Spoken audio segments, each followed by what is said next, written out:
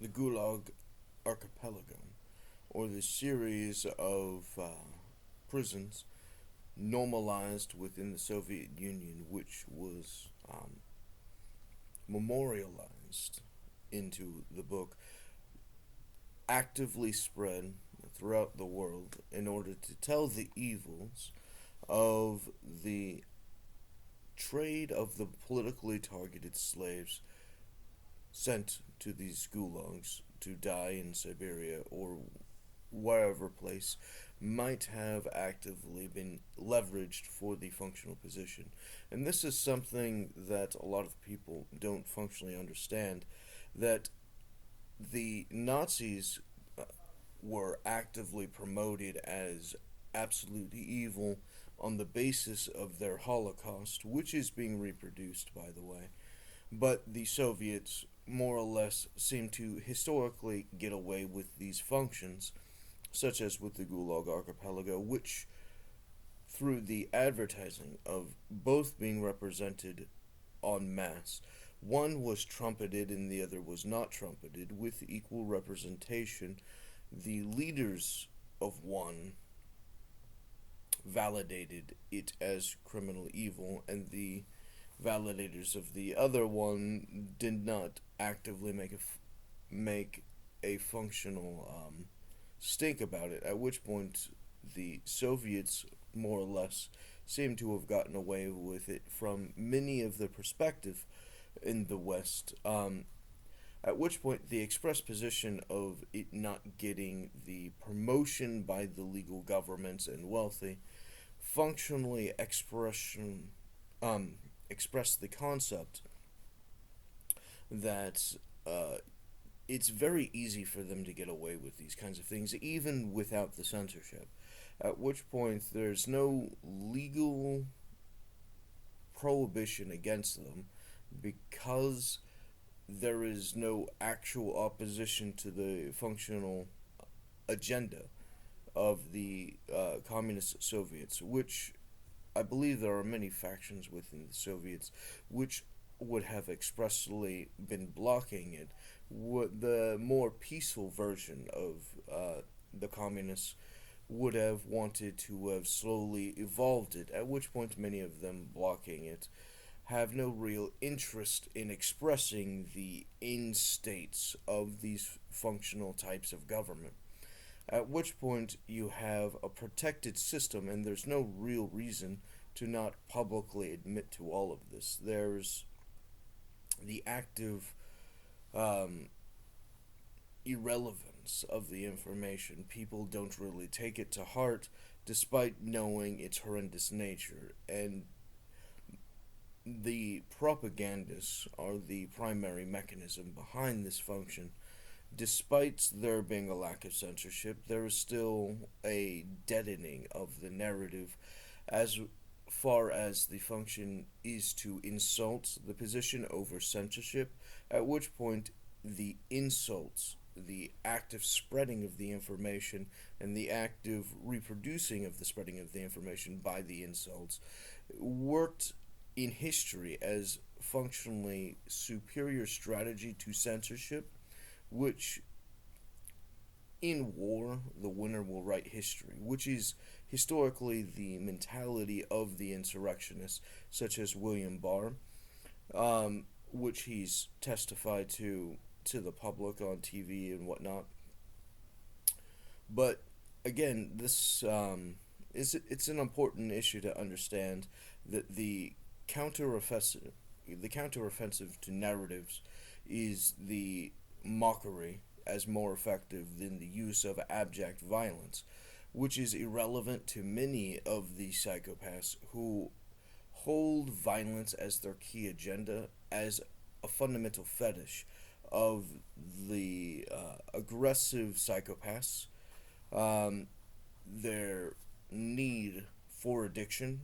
of accelerating the amount of abuses they see, is fundamental to the strategy, making them undisciplined bigots, and the function of them being more addicts than actual mission seeking agendas generates many of the defects that they would have engaged in the original arrangements, demonstrating that their low charisma subversion is more prone towards criminal markets, and their fair contest in the free market would have lost because of their low charisma abuses more Nazi-esque over the charismatic Soviets. Now, this is very important to understand and take to the highest severity. There are active Soviet communists and etc. groups who have actively used the function of government interest without the limitation of it actually being a qualified government interest, making the argument for government interest an infinite thing as the subversion of checks and balances, um, prohibiting the ability of the government to say that one branch counters another branch, nullified into the position of taking a rope for it and then completely making everything entirely loose, stating the mere fact that one department or branch or group wants a thing qualifies it as a government interest as opposed to it being checked by the other ones, which is the functional insurgent infection, which is normalized on the Soviet insurgent portion of the Confederacy, of the feudalist arrangements. So the various nations, such as the Soviets, such as the Nazis, through Project Paperclip, and many of the others, function under the order of a magic system. And the magic system is the ability to engage in the casting of a spell or the sending of an order. And that order is unrestrained, at which point the total mechanism validates the order no matter what its competence or legitimacy without the restraint against the others, at which point you have an open arbitrary enforcement of evil, which is the status quo status, especially without the use of checks, at which point without the use of the check there is no restraint on evil, making evil the most preferred mechanism for short-term gains, making it the most common aspect of the unchecked government interest. So without the rule of law,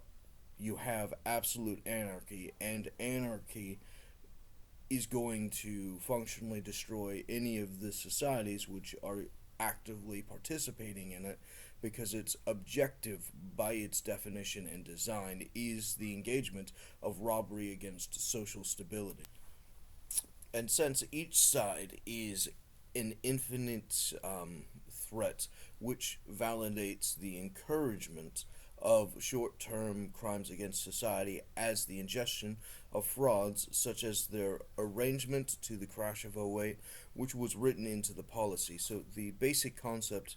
of the crash of '08 is derived by politicians ordering banks that they can't refuse loans, at which point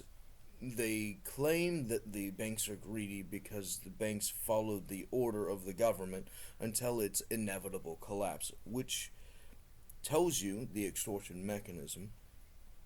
which is the function of the government communism subverting the stability of the general public, at which point it was inevitable to collapse, at which point these are preordained injuries to the United States government as a specific side effect of the absence of justice, of the service to law. Without the subjugation to law in the nation of law, you have the arbitrary feudalist mechanism of the nation of men, which are constantly grabbing at the illusion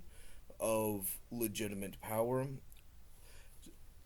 at the expense of the competence of stable power, at which point there is no legal system for voting, at which point there is no legal system for meritocracy, at which point there is no legal mechanism in order for society to stably produce anything, at which point not validating someone's legal rights and validating the rule of law being enforced because of a political adversary, which is absolutely normal. The fake right and the fake left do this as a status quo strategy.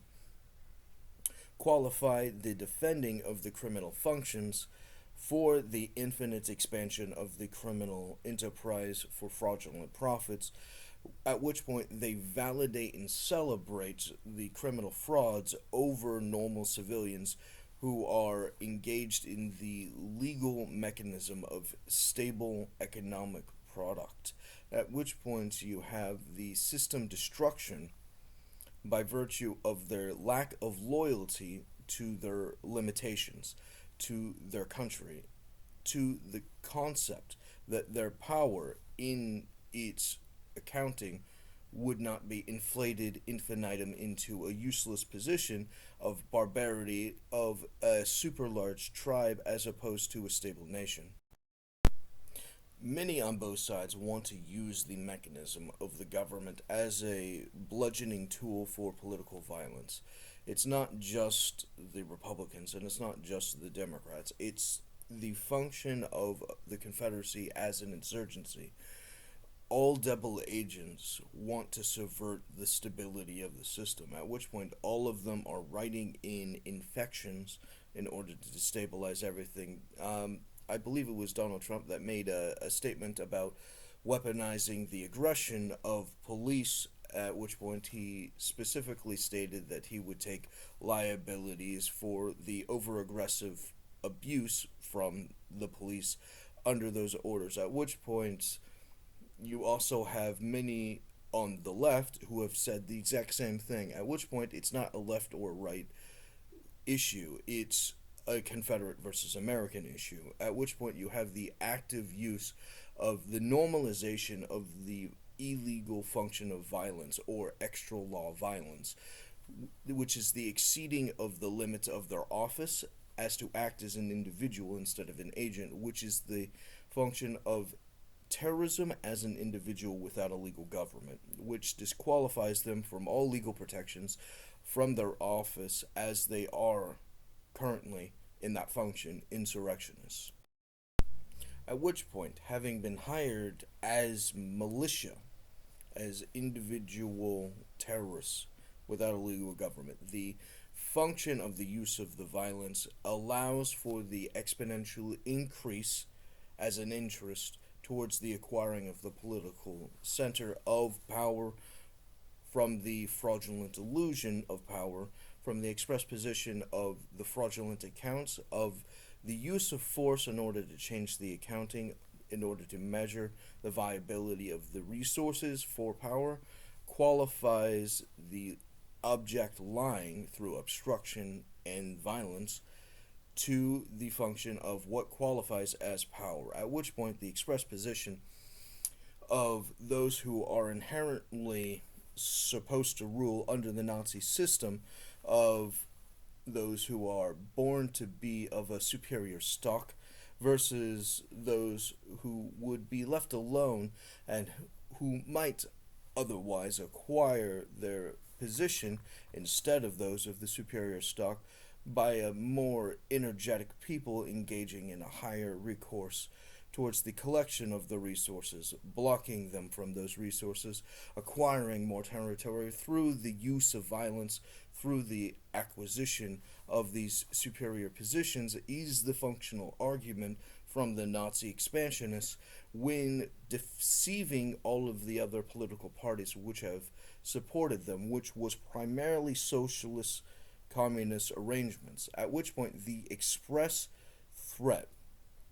comes to the suckers who support them, who will be on their kill lists,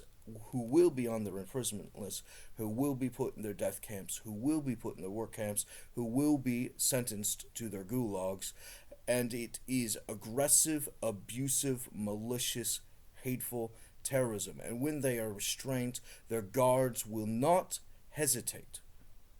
to satisfy the distribution of the abuses as an addiction. They will be sent for their addiction, or they will be organized by the mechanism of the ordinary men in order to mature and develop the function of them becoming addicted to the action against the group imprisoned legitimately or illegitimately. It does not matter to the anarchists, they have no laws. the system of the privatizing of these guard trafficking mechanisms could even go into the function of some kind of free roaming illusion of imprisonment, at which point you would have the active subversion of people's access to resources, which would actively thwarted. Many rights, such as the right to education, would be subverted through tricks not submitted to the general public, at which point you would have lies about sabotage of those functions, including the functions of education at every level, as well as the right to travel, at which point the active targeting of these functions allows for the controlled containment of the arbitrary imprisonment of the criminal action against the victim, at which point you have the encouragement of the classic Gulag Archipelago functions of making the threats in order to get husbands to sell their wives for a night of romantic interest in order to stop the abuse and the crafting of the market through the threat of violence. You must buy this. If you use violence in order to force someone to purchase something in order to craft a subversive inferior market, which is normally happening and has been happening throughout the entire war on David, it includes the prospect position of engaging in the murder and the murderer guarding or trafficking or harassing the family, then infiltrating the house, qualifies the occupying of troops, the quartering of troops, at which point the espionage quartering of troops includes the compelled marriage and relationships of various kinds in order to support the abusers who are functionally terrorist guards, abusing in every kind of manipulation the general public for the increased propaganda mechanism, validating the function of their espionage insurrection as wizard terrorists. Now, the aspects of this has to be put in context as the many of the main agendas of these psychopath genocidal freaks is population control, the mass reduction through poison, murder, subterfuge, and every other kind of disarming and disabling the civilian base, which they have declared war on, in order to engage in the mass reduction and possibility of the reproduction of them, at which point you have a dramatic decrease in the population upon maturity, which allows the collapse is specifically designed to give them more power and influence, at which point a lower population is easier to control, manipulate, and subvert, and at which point you have the mass reduction of their education, you have the mass reduction of their communications. It becomes absolute tyrannical malice and every kind of evil, at which point the